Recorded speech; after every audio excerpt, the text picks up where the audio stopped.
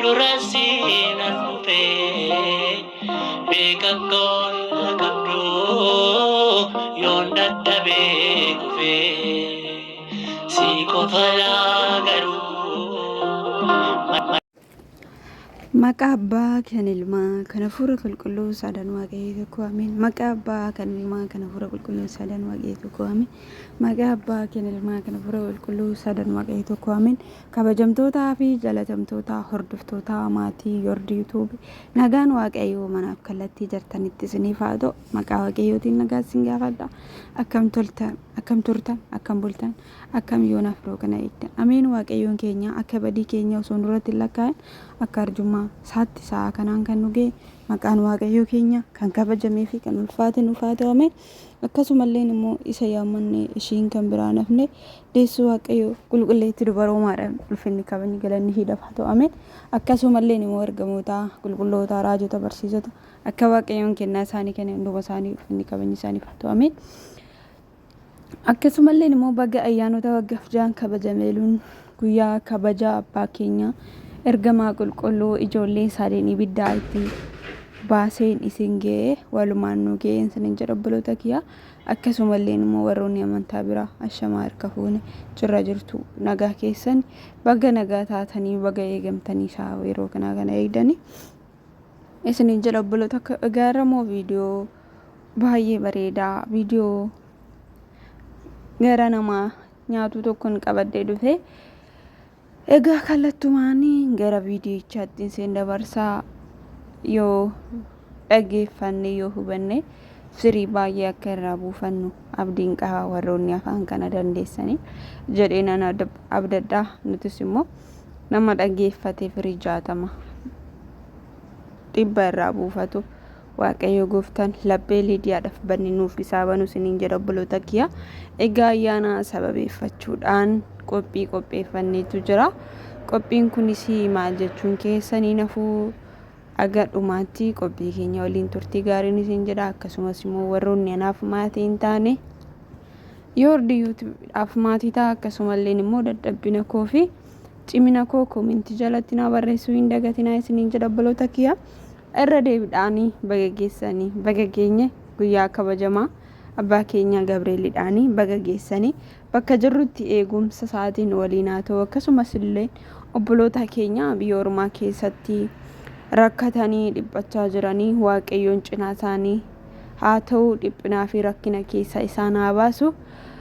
Isaan isa yaammatanii jirra ijoollee koo jedhee dhiphinaa fi dhiphoo san keessa isaan haa baasu jecha kallattiidhaan gara asoosamaatti isin dabarsaa. Har'a viidiyoon koo qophii asoosamaati. Egaa kallattiidhaan gara asoosamaatti isin dabarsaa. Haga dhumaatti na waliin turaan affeerra kooti. Yoo ta'e asoosama deemsa karaa dheeraa haara galfii galgalaa jedhu kutaa lammaffaasaa itti fufnaa. Waaqayyoon nu haa gargaaru. Qophii kana wajjin turtii gaarii isiniif haa ta'u. Kana booddee innis akkas naan jedhee ishi erga deemuu barbaadde bakka koottani karaarran si buusa naan jedhe. Anis ishi jedheen duukaa bu'e. Inni karaarra na buusisa osoo hin ta'in edaa malkii kolaalee warra daldaalota lagarraatti na gurgurachuu waan barbaadeef ani tasuma kana yaanne ture. Innis ishi jedhee fuudhee warroota markabaan biyyoota tokkorraa gara tokkotti nama daddabarsan warroota daldaalota gurguddoota markaboota irra jiranitti qarshii baay'eedhaan na gurgurate. Erga na gurguratee booddee bakka jarreen kun si fuudhanii biyyaatti deemtu si ga'u naan jedhe na biraa deebi'e. Ani hin beekne malee inni na gurguratee qarshii baay'een qarshiisaa fudhatee daldaalota sanitti sirga na gurgureen booddee na bukkee deebi'e. Anis gara markabaatti galee warroota markabaan imalan kana wajjiniin imala koo jalqabe. Innaan takka turu warroonni achi keessa jiran hundinuu na laalanii dubartii bareedduun kun eessaa deemti? Akkamittiin dubartiin kun akkamittiin dabarfamtee nuti gurguramuu dandeessa jedhanii waliin dubbatu turan. Egaanis hundumaa waaqayyo irratti dhiiseeraati hundinuu akka fedha waaqayyo yaa ta'u jedhee sim jedhe. Yeroo kana hundinuu gara koo dhufanii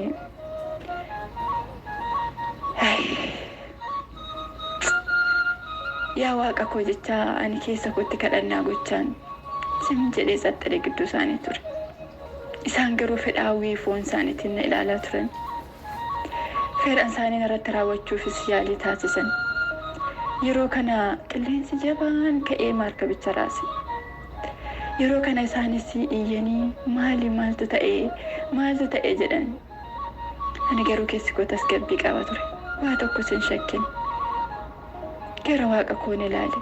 Yaa waaqa koo ati dhiifama nuuf godhi jedheeni.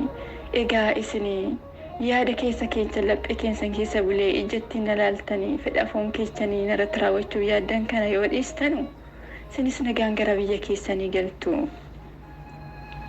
Kanaaf maarkabni kun isin tasgabbaa qilleensi kun isin dhaabbataan jedheen ishii naan jedhan.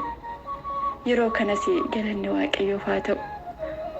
Qilleensi guddaan akkasitti galaana raase sun tasgabbaa. Yeroo inni tasgabbaa'us isaan yaada hamaa sana jijjiirrachuu hin dandeenye. Amma hawwii fedha foon isaaniitiin gara koo ilaalutti gara koo deemutti yaadan. Yeroo kanatti maal akka ta'e hin beeku. Yaadni koo hundinuu garuu waaqa wajjin ture.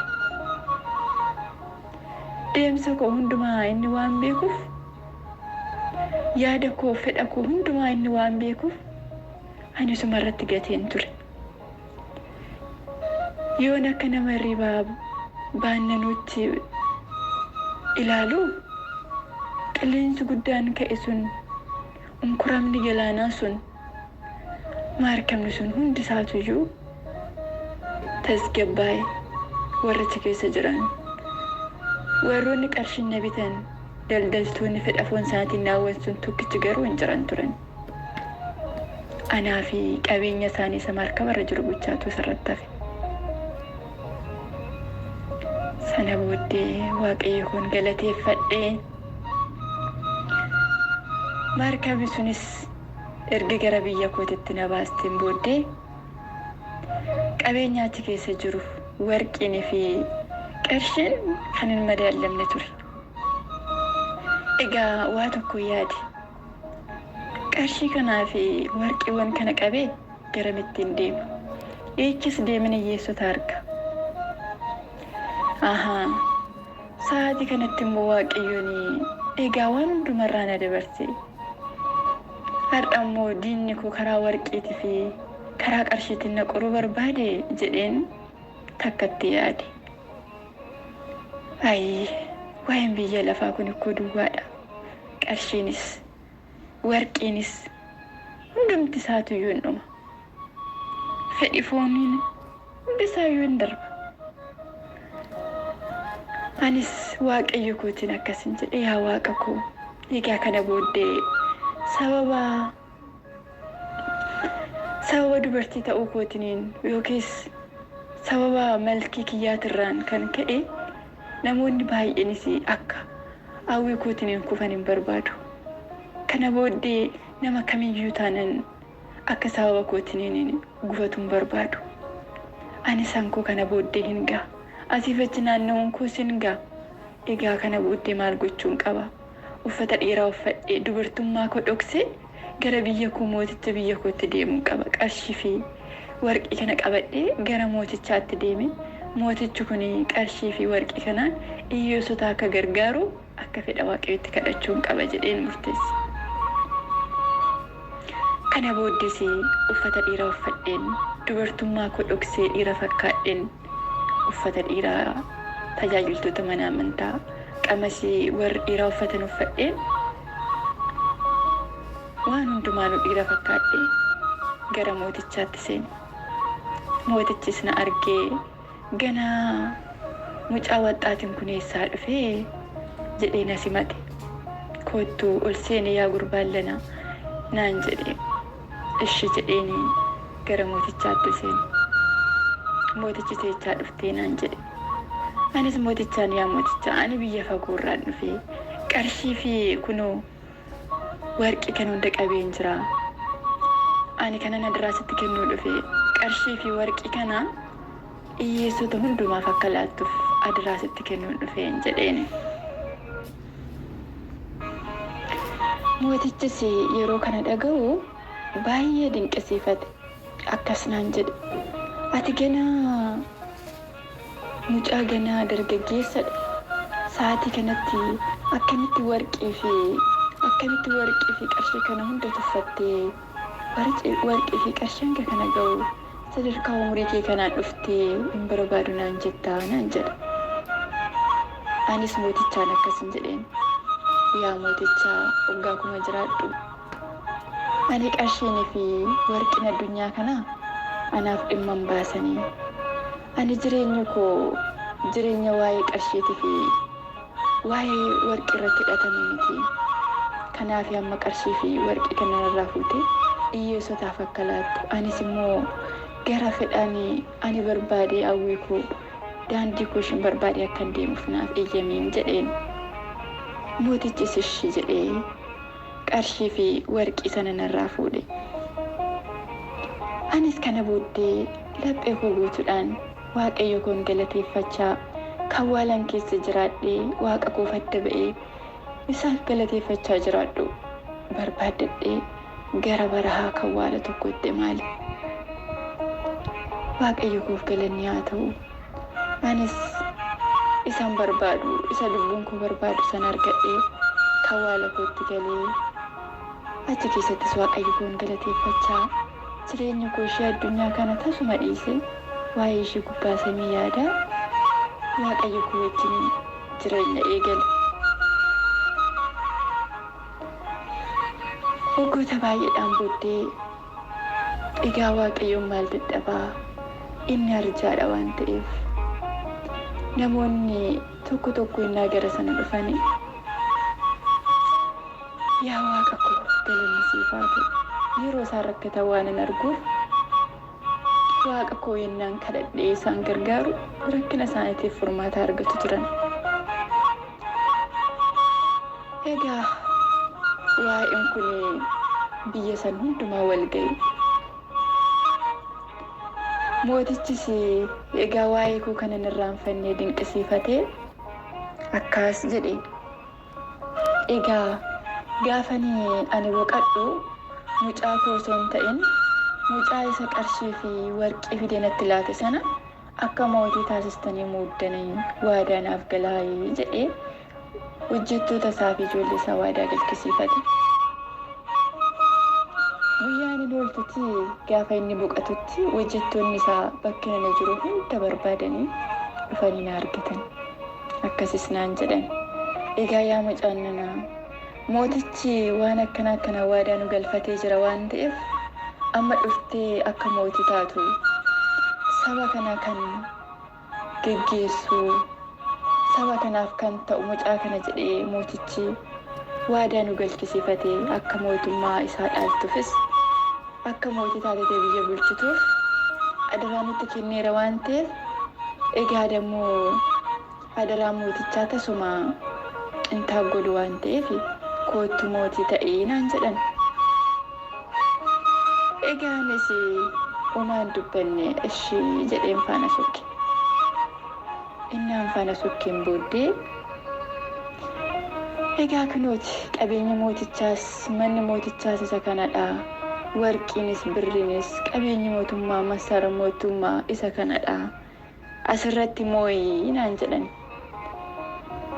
Egaa gara teessumaa iddoo mootichaatti sulna galchan warroota naa ergaman warra dhiiras warra durbaas warroota fiffilamoo fi babbaroodoo filatanii egaa isaan kun kunoosiif ergamu waan si barbaachisu hundumaa yaa mootii si garaati barbaaddetti siif ajajamu jedhanii gara koo fidan.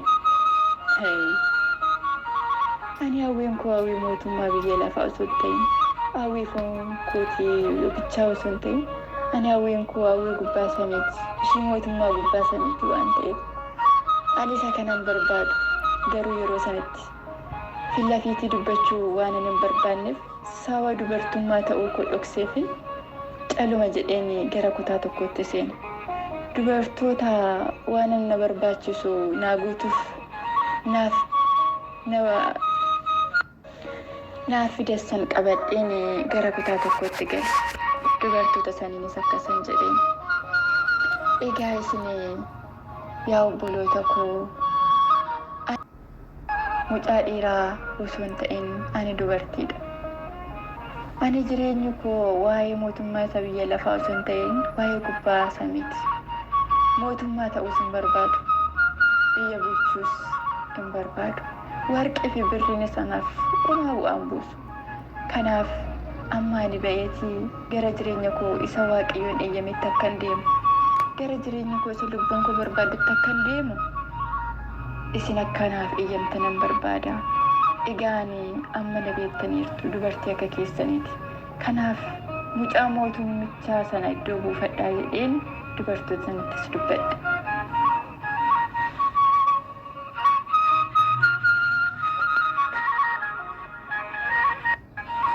Isaanis na'anii rifatanii maalidha inni kuni jedhanii dinqisiifatan, baay'ee ajaa'ibsiifatan. jedhanii dinqisiifatan, baay'ee ajaa'ibsiifatan, baay'ee rifatan. Egaa obboleeta koo qophiin asoosama keenyaa kanarratti xumuraa kutaa itti aanu haga qabannee deemnutti waan wajjin turtaniif galatoomaa ulfaadhaa. Durasi nas dhufee beekamtoon qabdu yoon dadhabee kufee si qofa laa garuu